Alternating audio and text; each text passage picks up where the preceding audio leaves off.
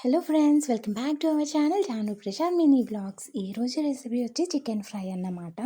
చూసారుగా, ముందుగా శుభ్రంగా కడిగి పెట్టుకున్న చికెన్లో పసుపు, కారం, చికెన్ మసాలా వేసుకోవాలి. అలానే ఇందులో ఒక 2 అల్లం వెల్లుల్లి పేస్ట్ వేసుకోవాలి. ఇప్పుడు ఒక 5-6 రెమ్మలు కరివేపాకు వేసుకోవాలన్నమాట. చూసారు కదా, ఇప్పుడు నేను ధనియా పొడి వేస్తున్నాను. చూడండి ఫ్రెండ్స్, అలానే గరం మసాలా వేసాను. దీంట్లో ఒక ముక్క నిమ్మకాయ పిండుకున్నాను.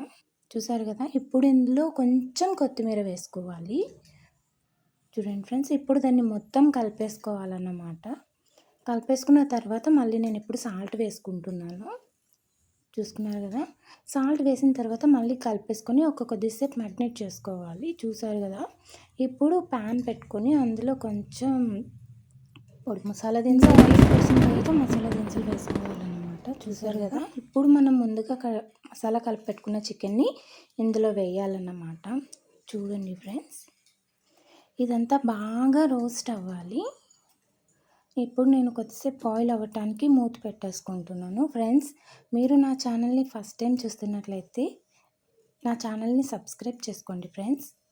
అలానే నేను చేసిన రెసిపీ మీకు నచ్చినట్లయితే మీ ఫ్రెండ్స్ అండ్ ఫ్యామిలీ మెంబర్స్కి షేర్ చేసి వాళ్ళని కూడా సబ్స్క్రైబ్ చేసుకోమని చెప్పండి ఫ్రెండ్స్. చూసారు కదా, ఇది బాయిల్ అవుతుంది.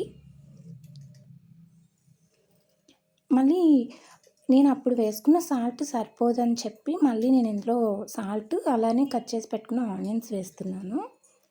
చూసారు కదా, ఇదంతా బాగా కలిపేసుకోవాలి. కలిపేసుకున్న తర్వాత మళ్ళీ నేను కొంచెం చికెన్ మసాలా వేసుకుంటున్నా.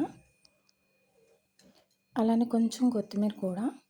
చూసారుగా, దీన్ని మళ్ళీ బాగా కలిపేసుకొని మళ్ళీ మూత పెట్టేసుకోవాలన్నమాట. చూడండి ఫ్రెండ్స్, ముక్క మొత్తం బాయిల్ అయ్యింది. ఇప్పుడు నేను మూత పెట్టేసుకున్నాను. మూత పెట్టేసుకున్న కొద్దిసేపు వదిలేస్తే బాగా రోస్ట్ అయిపోతుంది. అలానే నేను మళ్ళీ కొంచెం లెమన్ జ్యూస్ పిండుకున్నాను.